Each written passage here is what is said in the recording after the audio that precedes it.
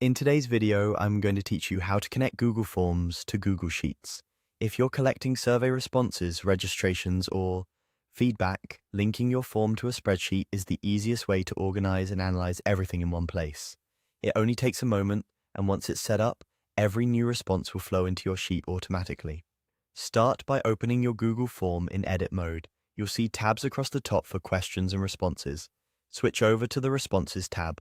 This area is where you can view summaries and individual entries, but the real power comes from connecting it to Sheets. Look for the small green spreadsheet icon labeled Link to Sheets. Click that.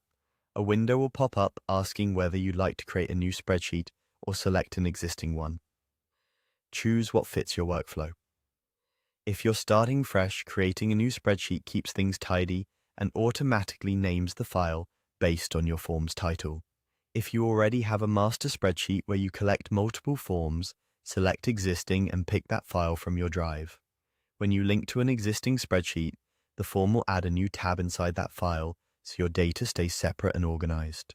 Once you've made your choice, click Create or Select. That's it. The connection is live. Google Sheets will open with a tab, typically called Form Responses 1.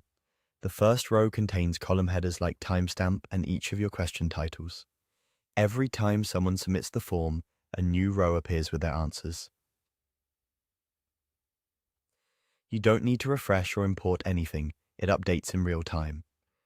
A few helpful tips as you get started. If you change your form by adding a question later, a new column will automatically appear in the sheet for that question. If you remove a question from the form, the historical data that's already in the sheet stays put. Try not to delete the Form Responses tab or the header row in the sheet, as that can break the link. For analysis, it's best to create additional tabs for charts, filters, or formulas, and leave the Responses tab as the raw, unedited source of truth. You can always jump back to the linked spreadsheet from the same Responses tab in your form by clicking the green Sheets icon again, and if you ever need to switch to a different spreadsheet, return to this area to manage the connection. That's all you need to do to connect Google Forms to Google Sheets. With this setup, your data is organized, searchable, and ready for summaries or reports the moment responses arrive.